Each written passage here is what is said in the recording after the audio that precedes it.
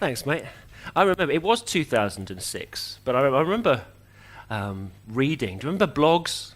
Anybody have blogs? I remember reading some of my friends' accounts of being at Web Directions that first time, Dave Shea and Doug Bowman and Dan Cederholm, and thinking, you bastards. And then I finally did make it out here. So yeah, we love Australia, don't we? We absolutely, we've become completely hooked on Aussie MasterChef, which is everything that you need to know about Aussie culture in one show. It's amazing. We love it. In fact, have you seen, it's much, much, much better than the British MasterChef, which is just like really mean.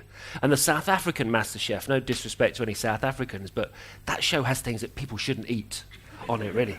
It's frightening. And the Icelandic MasterChef, I hear, is really monotonous. It's like, what are you cooking? Fish. That's all it is. All it ever is. Anyway, Aussie MasterChef is your greatest export. Trust me. It's fantastic. Anyway, yes, thank you very much. People have called me a lot of things since 2006, or things since I started working on the web. I tried to forget most of them, to be honest. But Jeffrey Zeldman, without whom I think most of us wouldn't be here, he once called me a triple-talented bastard. And if you know how much I admire Jeffrey, you'll know how much that means. And I work as an art director and as a designer in a small creative studio of mine called Stuff and Nonsense in the UK.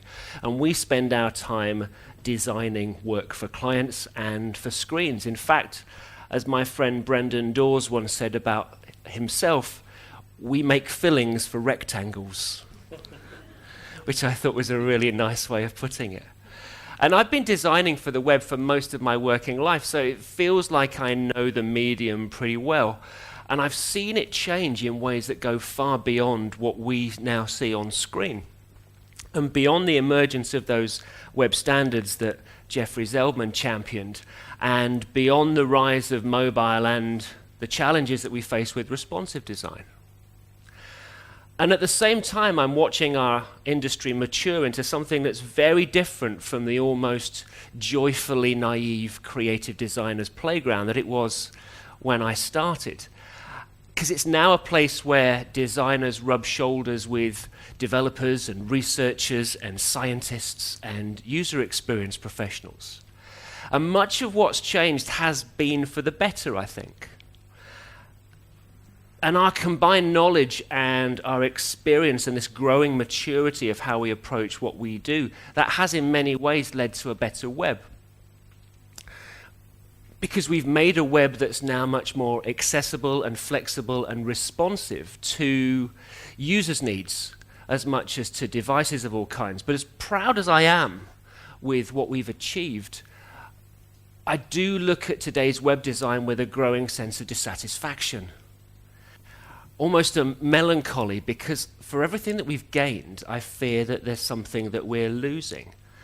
And while we focus our thoughts onto processes and methods and mechanics for making the web more responsive, instead of concentrating on ideas, we're losing the creative soul of our work. And that's a soul that embodies individuality and personality and originality and opinion, and a soul that connects people with ideas, that makes those ideas memorable and ultimately makes what we do matter.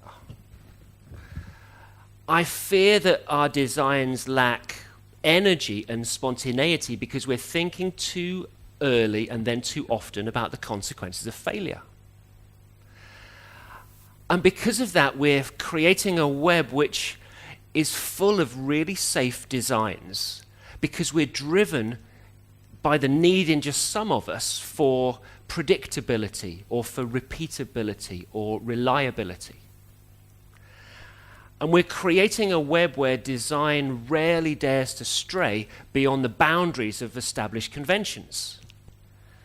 You know, the modern web, it demands to be responsive, and this is a creative challenge that we should relish. Multi-screen design is an incredible opportunity to be creative, but so many of our designs follow the same responsive patterns. But I don't fear that all hope is lost. I know that we can make and recover our ability to make memorable creative work for the web. And I really hope that this sort of soulless period is going to pass. And I'm hopeful that we're still capable of making work that, as Johnny Ive once said when he spoke about Steve Jobs, can suck the air from a room. And giving our work soul, making space and time for creativity, experimentation, and above all for ideas, that's the subject of this talk. And I've taken its title from a quote from Madman's Don Draper. And it's from an episode called The Monolith in season 7, which is set in 1968. And Don was told that the IBM 360 computer can count more stars in a day than we can in a lifetime. And he replied, "But what man laid on his back counting stars and thought about a number?" And this advertising world that Don inhabits is going to be the backdrop to the talk.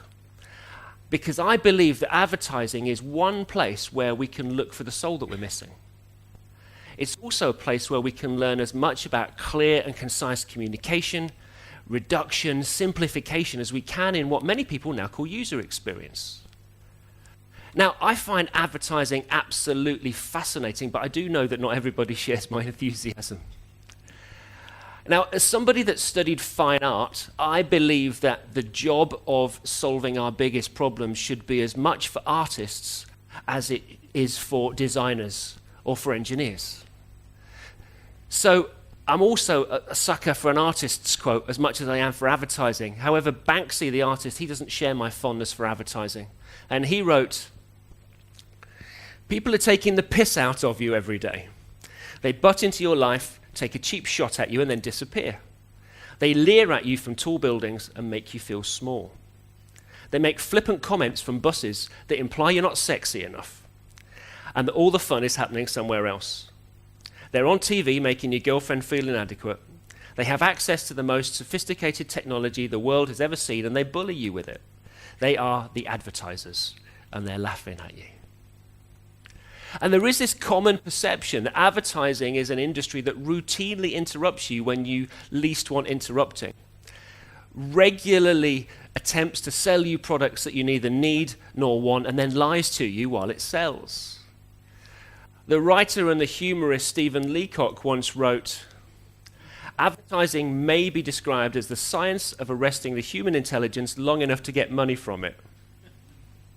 Love that quote. And for some, advertising has become a dirty word. So how can advertising, which is an industry which some people might argue is outdated and irrelevant, teach us anything about the very different industry that we now work in today? In his book, Purple Cow, Seth Godin wants us to stop advertising and start innovating, because as consumers, we're too busy to pay attention to advertising. And yet, he acknowledges that it's probably impossible to read through a list of successful brands without either picturing one of their commercials, remembering a tagline, or hearing the jingles ringing in our ears. Advertising has given us some of the most memorable creative work in decades. And the mark of great advertising is that it stays with us much longer after a campaign is over. So I guess that every generation, maybe every country or culture, remembers particular advertising. And for me, it's DDB's chimpanzee campaign for PG Tips tea in the UK. "It's the tea you can really taste," was the tagline. And this campaign began back in 1956 with a black and white commercial and a voiceover by none other than Peter Sellers. And these voices, often voiced by chimpanzees, often voiced by famous actors and comedians, they parodied popular culture, politics, sport, and television for the next 3 decades. I doubt anybody in here is old enough to remember this, but in 1971, "Avez-vous un cuppa?" and "Cooey, Mr. Shifter," they became catchphrases that were as memorable as the campaign's taglines. Here's an ad. "Get in the hang of it. Minder Bannister's son." Oh, I can't hold it, Dad. "Don't worry, son. I shifted more pianos than you've had hot dinners." Queen, Mr. Shifter, like refreshments. Thank you most kindly, madam. One way Yeah, shifting it. When a good cup of tea really counts, you're right to drink Brook Bond PG Tips. It's the tea you can really taste. Dad, do you know the piano's on my foot? You hum it, son. I'll play it. I could watch that all day. In the first 2 years of the chimpanzee campaign, and off the back of that advertising, PG Tips went from 4th position to number 1, and it maintained that top spot for the next 32 years, due largely to the creative advertising. But the campaign was more than just clever copywriting and well-trained chimpanzees. It succeeded because the combination of advertising and entertainment made the pleasure of watching those commercials synonymous with drinking PG Tips tea. Now, I could write an entire book about PG Tips and their chimpanzee campaign, and I probably will do one day, or about Leonard Rossiter and Joan Collins's commercials for Cinzano. Don't get me started on Cadbury's Smash instant mashed potato, or 1970s Texan bars, which is a chocolate toffee bar whose commercials featured a cartoon cowboy, and possibly the best, worst cowboy tagline, "A man's gotta chew what a man's gotta chew." Texan bars, they sure were a mighty chew. And today's equivalent might be Whedon and Kennedy's campaign for Old Spice's "The Man Your Man Can Smell Like." Now, this was a series of commercials that cleverly targeted a male body wash product at female buyers who imagine their man smelling like the man in the commercial. Hello, ladies. Look at your man. Now back to me. Now back at your man. Now back to me. Sadly, he isn't me. But if he stopped using lady-scented body wash and switched to Old Spice, he could smell like he's me. Look down. Back up. Where are you? You're on a boat with the man your man could smell like. What's in your hand? Back at me. I have it. It's an oyster with 2 tickets to that thing you love. Look again. The tickets are now diamond. Anything is possible when your man smells like Old Spice and not a lady. I'm on a horse.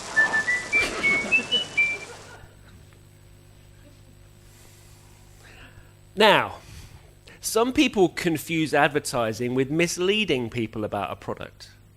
However, successful and effective advertising through a process of reduction, of removing messages that might cloud communication, aims to emphasize a truth about a product or a service or a brand.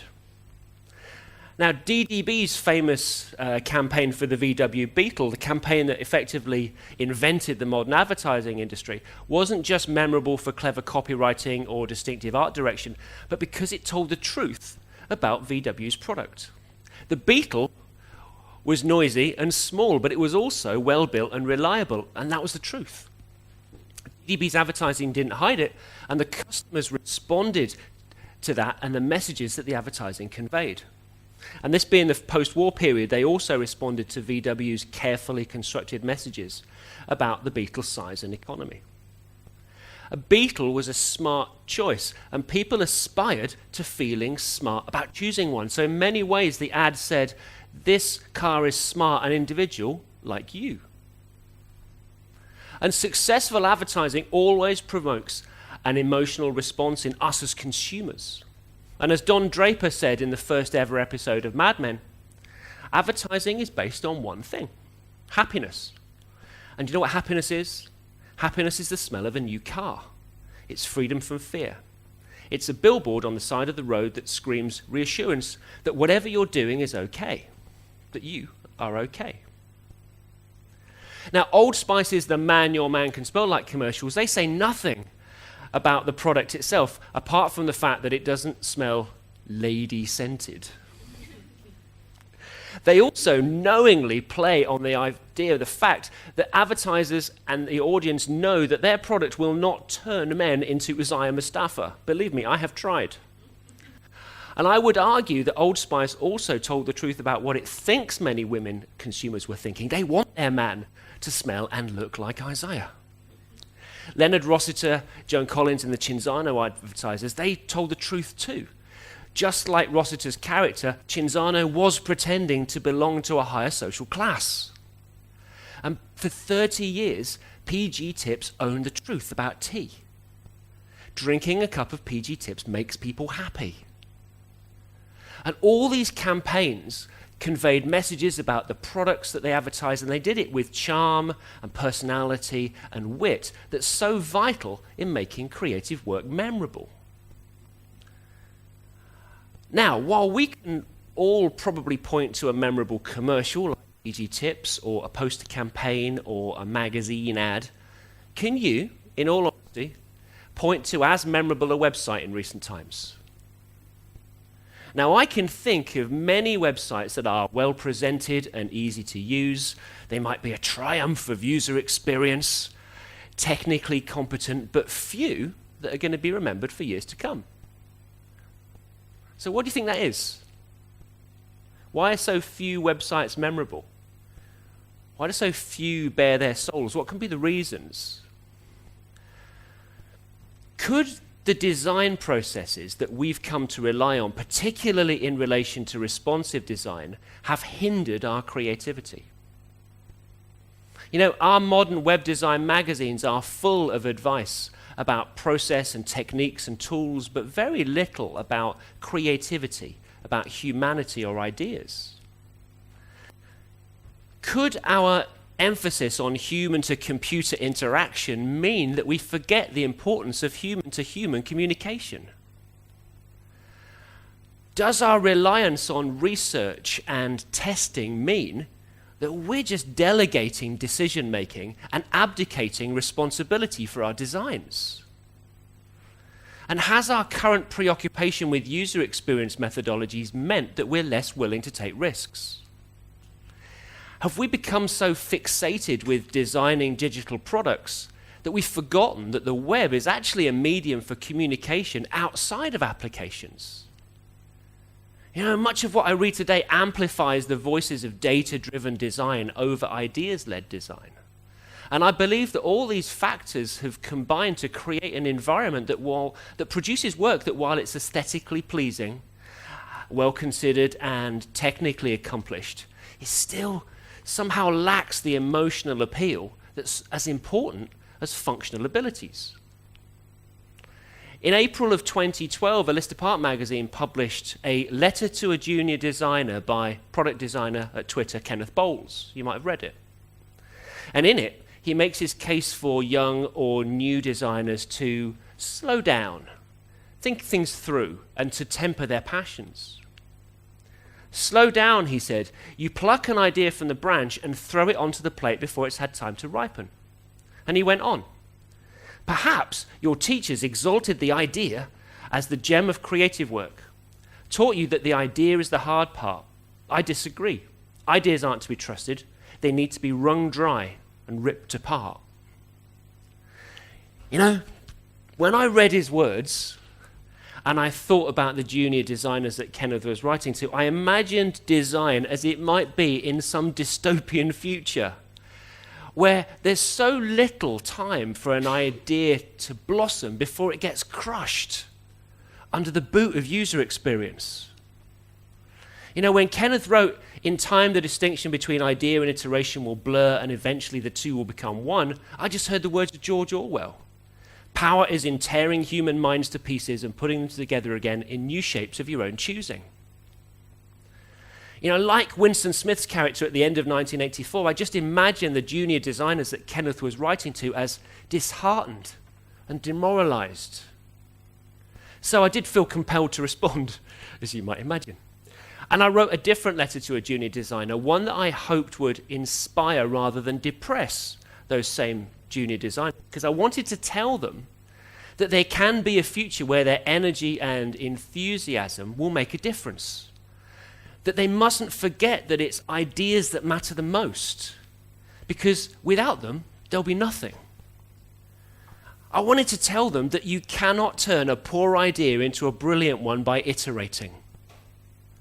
And that instead of having fewer ideas, you've got to make more. Don't slow down, as Kenneth suggested. Speed up, I wrote. Your mind is a muscle just like any other. You need to keep it in top condition. To keep making ideas happen, make more of them more often. Feed your mind with inspiration wherever you can find it. Exercise it with play and make idea after idea until making them becomes a reflex. Because the truth is, we don't always need to think things through. at least not right away. We can't ever predict the path that our ideas will take, and we can't know the limitations or the restrictions that they'll face. So my advice is not to try. Too often I see brilliant ideas extinguished because people think too early about practicalities. How's this going to get built? How can we make it responsive? How are people going to use it? These are important questions, but at the right time. And naturally, some ideas are going to dazzle, but some will fade. And before we pinch out the flickering flame of a new idea, we've got to let it burn for a while longer, unhindered by practicalities. Now, this tension between approaches to design, between implementation, data and implementation-led digital product design, and maybe ideas-driven web design are so starkly illustrated by those two letters. That's not a new phenomenon. Towards the end of the 1960s, technology had begun to creep into advertising, and in '68, Madman, Sterling, Cooper and Partners agency, they installed their first computer. It was that room-filling, low-humming IBM 360 that I mentioned earlier. Of course, this being Madmen, nothing's ever as straightforward as installing a computer, because practically entering the future meant installing that computer on the site of the agency's creative lounge, which was a space where art directors and copywriters meet to collaborate. And without a central space to share, the creatives are forced back into their separate offices, afraid that the computer's going to replace them. Don Draper was only half joking when he asks the engineer who's installing the computer, who's winning? Who's replacing more humans?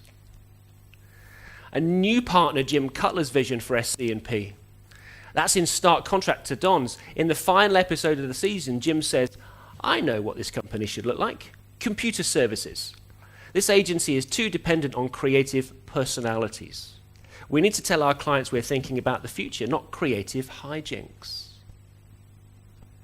Creative hijinks. Now, it might seem at first that Kenneth's data-led digital product design and my ideas-led web design are at opposite ends of a spectrum, but ideas are not at odds with user experience. They're a fundamental part of it. And the mixing of the two is a wonderful creative challenge. So there is common ground. That gives me hope. Kenneth wrote up in a follow-up to one of our letters, we'd love to believe design speaks for itself, but a large part of the job is helping others to hear its voice. And I agree, because when our work has a voice, it means that it stands for something. So John Hegarty, he's the co-founder of advertising agency Bartle, Bogle and Hegarty BBH, and he's written a couple of books about advertising and creativity. And they're brilliant. If you can seek them out, they're wonderful books.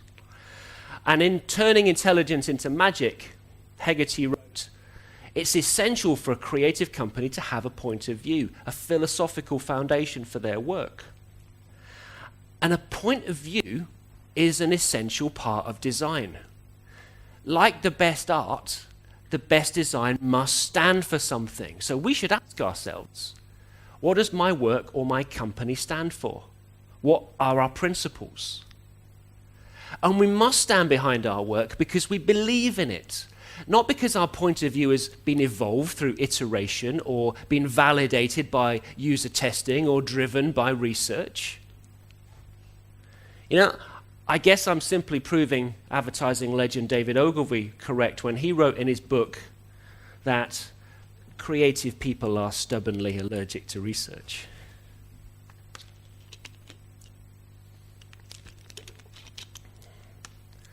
Now, I do worry, though, that as an industry, we've become so heavily focused on conversations about research-driven, data-led design and the subsequent implementation issues, including performance and responsiveness. I think we should temper our use of data with hunches, and vice versa, because as Kenneth did write, product design that's entirely driven by data is horrible. It's soul-destroying for a designer. So what I'd like you to do is I'd like you to cast your mind back to advertising ideas that have stayed with you. So if you're a British beer drinker, you might remember BBH's The Cream of Manchester campaign for Boddington's Brewery in the 1990s. In 97, Boddington sales peaked largely due to their creative advertising. If you've got more exotic tastes, you might recall Saatchi & Saatchi's campaign for Castlemaine 4X. Now, the 4X brand was actually introduced way back in 1924, and the campaign taught us thirsty Brits that Castlemaine's a town in Victoria, and the 4X refers to the tradition of using X's to indicate the strength of a beer. And Saatchi's made that beer a household name in the 1980s with a campaign that featured the tagline, "Australians wouldn't give a 4X for anything else." Genius. Foster's is actually owned by a South African brewing company, I found out, and the brand is licensed in Europe by a Dutch company, Heineken International. Still, Foster's is still stereotypically the amber nectar in the UK, or Australian for beer pretty much everywhere else, except here, apparently, where they sell very little beer to you thirsty Australians. Now, personally, I'm more of a tea drinker, as you might imagine, and I drink PG Tips. And Tips was added to the brand name in 1955, actually, to emphasize that PG only used the freshest parts of the tea plant. But it wasn't until 1956 that Peter Sellers provided the voice for that first chimpanzee commercial. Where do you think that the idea for that first commercial came from? Did it come from asking a focus group? Did Brooke Bond conduct consumer research? No. The idea for a campaign that lasted 3 decades came when a copywriter at Davidson, Pierce, Berry and Spotswood, he was stuck for an idea for a new commercial, went for a walk around Regent's Park Zoo, which is now London Zoo, where he saw chimpanzees who were dressed in human clothes having a tea party to entertain visitors. Because, you know, they did politically incorrect things like that in the 1950s. Now, I bet if you asked a group of 1950s tea drinkers to personify tea, they would suggest a beautiful Indian woman, perhaps picking those tips, before they told you about Ada, the chimpanzee tea lady. She was the one that said, "Cooey, Mr. Shifter." She was actually played by a chimpanzee called Choppers. I know these things. It's strange what stays in my head. No market research, no listening to consumers, no work on personas could stimulate an idea of the magnitude of the PG Tips chimps. Now, the web has meant that anyone with an idea can communicate it. You don't have to spend big money on advertising in print media or on TV. And what mattered in the 1950s, in the early days of TV advertising, matters today on the web. It's the idea. An amazing, brilliant, crazy, delightful, entertaining, fantastic, gigantic, hilarious, inspiring idea. You know, one that can encourage and engage and make people think, and most importantly, change their perceptions. An idea that demands attention, not for its own self-gratification, not for exploitation or for shock value, but attention to what it stands for. As John Hegarty, who was the creative force behind The Cream of Manchester, wrote, "Ideas are the building blocks of creativity. Whatever you create, from writing to filmmaking to painting to composing, you start with an idea. And without one, you have nothing." So when I imagine a website that's designed to sell my favorite tea, I just expect it to be well designed. I expect it to be technically proficient. I expect it to be easy to use. You know, I expect to be able to find what I'm looking for quickly and for that information to be well presented. And when I'm buying a packet of PG Tips, I expect the process to be quick and that experience to be smooth. The aspects of user experience and usability that focus on ensuring a product or a service works well, they're important. But that's not enough. There's no magic in simply making something easy to use. Where do chimpanzees fit into the process? You know, while some of us revel in creating that's chaotic and impulsive and unpredictable, others identify patterns and create systems because they crave predictability. And we regularly hear the word process in relation to designing for the web. And recently those conversations about responsive design have been dominated by process. And one process that's been spoken of regularly over the past few years has been designing a web page or an application's elements outside the context of layout to create some form of style guide. These might be common patterns that are used across a website or an application's design. They might include things like layout patterns, components, form elements, modules, navigation, etc. In my studio, we refer to this as building a toolkit, and it's something that I wrote about way back in 2012, actually, in a book for Smashing Magazine. I wrote a chapter called Designing Atoms and Elements.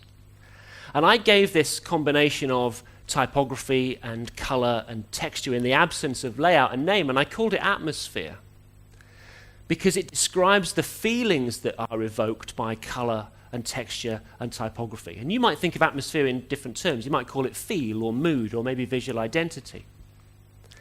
And separating components from layout, they can help everyone to focus on their design without setting expectations about how those components will be arranged across responsive viewport sizes. But I worry that we're becoming intoxicated by processes like this, and we're losing sight of what we're ultimately creating. You know, one system that's has become synonymous with responsive web design is Brad Frost's atomic design.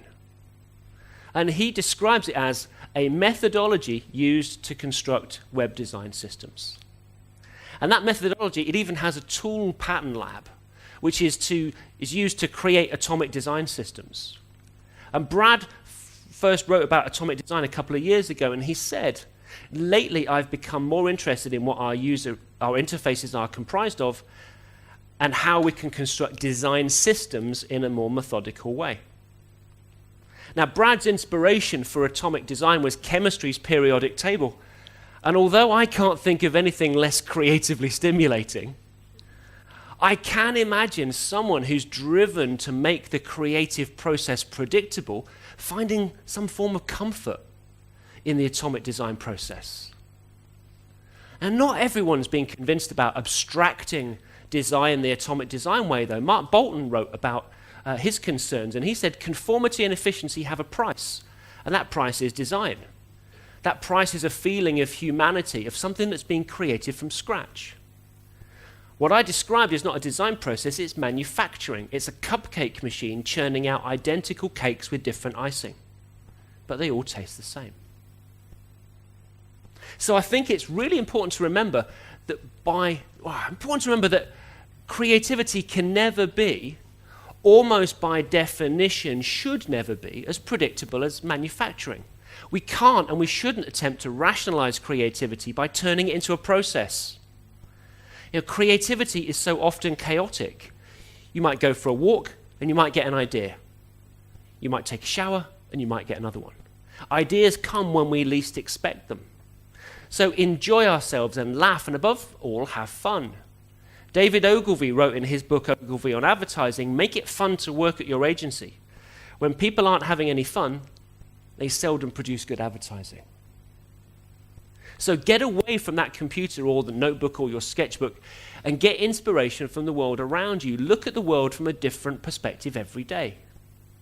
You know, take a different route to work, or take a bus instead of driving the car.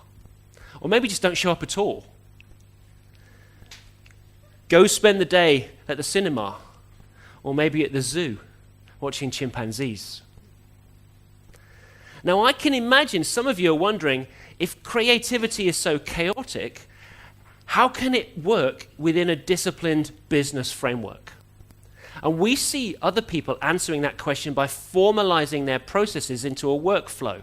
You've probably seen this if you've bought or worked in creative services. As the former head of design at Google and Yahoo, Irene Au, who is mostly responsible for this thing called material design you may have seen, as she defined, user research followed by interaction and product design, visual design, then prototyping and developing. And she went on, formative and summative research, qualitative and quantitative data and analysis, psychology, anthropology, and human-to-computer interaction, wireframes, prototypes, functional specifications, and flowcharts. Where is the space in her workflow for creating anything more than the adornment that she describes when she wrote so dismissively? They, meaning visual designers, understand that visual adornment is meant to support the experience and not be the experience.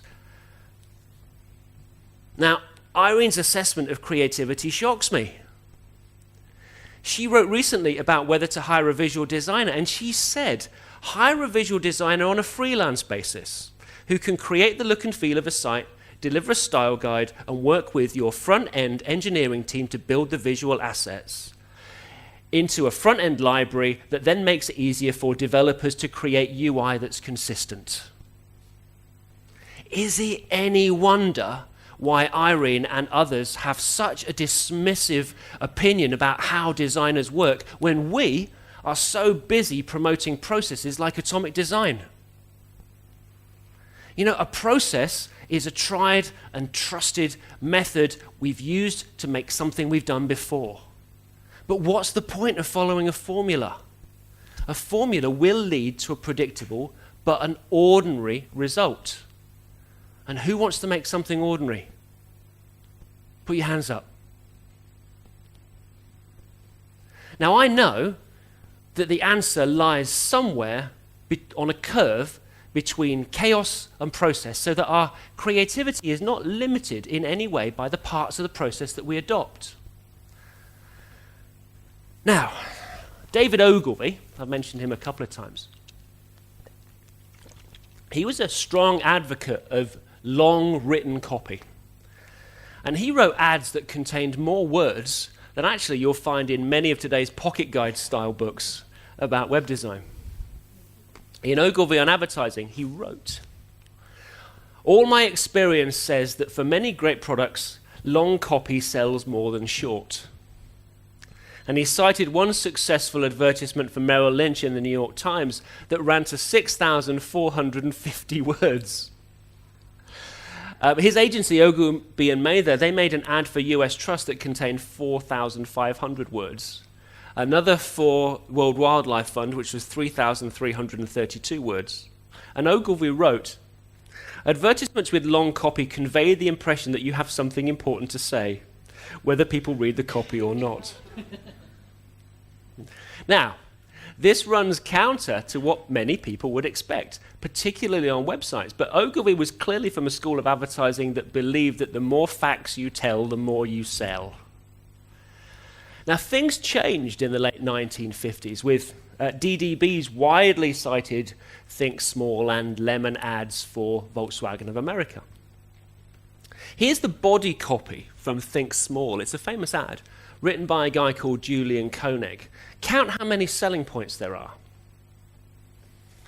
Think small. Our little car isn't so much of a novelty anymore. A couple of dozen college kids don't try to squeeze inside it. The guy at the gas station doesn't ask where the gas goes. Nobody even stares at our shape. In fact, some people who drive our little flivver don't think 32 miles to the gallon is going great guns, or using 5 pints of oil instead of 5 quarts, or never needing antifreeze, or racking up 40,000 miles on a set of tires. That's because once you get used to some of our economies, you don't even think about them anymore, except when you squeeze into a small parking spot, or renew your small insurance, or pay a small repair bill, or trade your old VW for a new one. Think it over. 136 words, 8 selling points, not including possibly the most important fact is that the VW was free from college kids. And having had a kid at college, I can tell you exactly how important that was. In 1969, they ran "It's ugly, but it gets you there."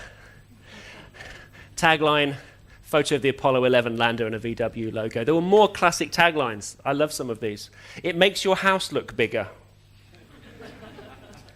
"The only water a Volkswagen needs is the water to wash it with." And famously, "After we paint the car, we paint the paint." Now, Bill Bernbach is not only credited with changing the style of advertising with his work for VW of America, he's also credited with changing the way that copywriters and art directors work on ads. Because before Bernbach, copywriters and art directors worked separately.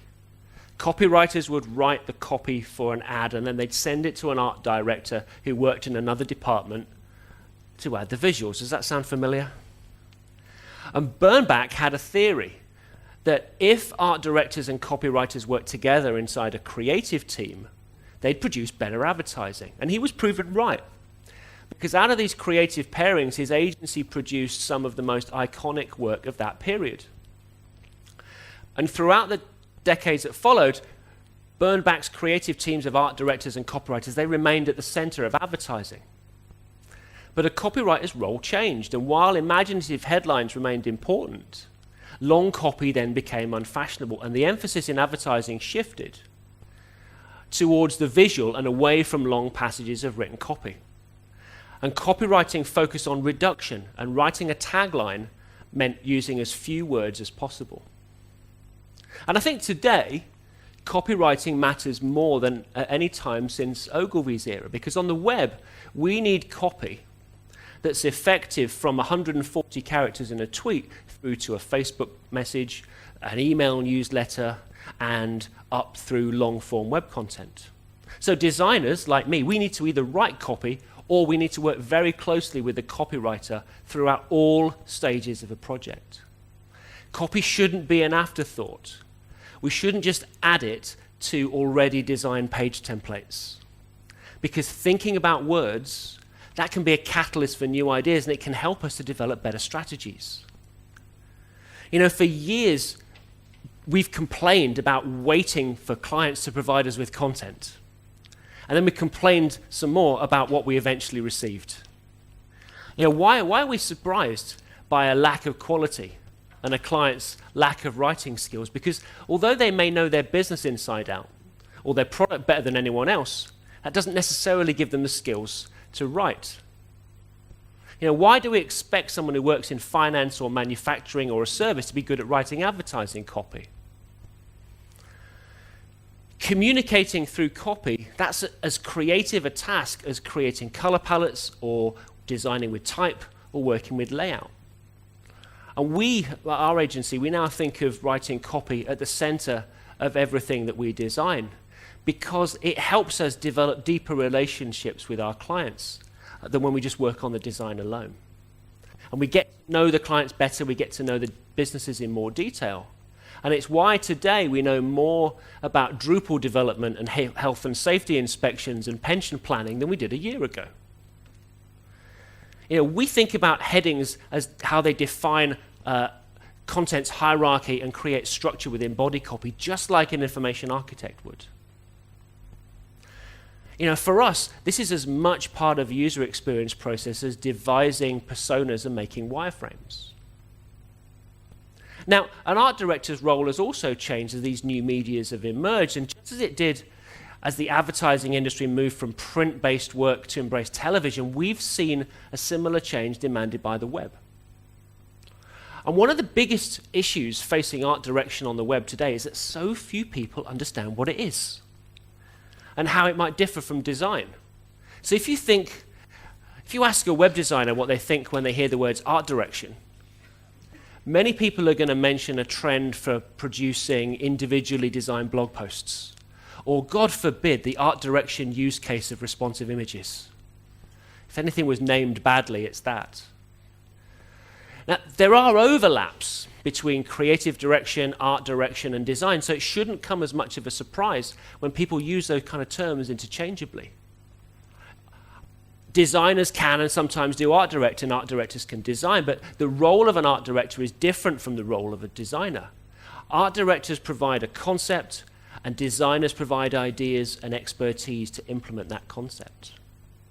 Dan Maul, who's been mentioned a couple of times, does a great job of explaining the difference between art direction and design, and he wrote, "Art direction is the visceral resonance of how a piece of work feels. In other words, what you feel in your gut when you look at a website, an app, or a piece of design work." Whereas he explains good design as precision. Design is the technical execution of that connection. Do the colors match? Is the line length comfortable? Is the product photo in focus? Does the typographic hierarchy work? Is the composition balanced?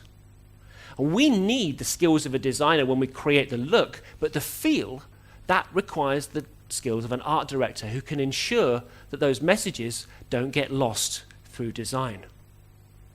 Phil Kaufman, he's an art director at design strategy agency Springboks, and he said, design is about problem solving. We hear this all the time.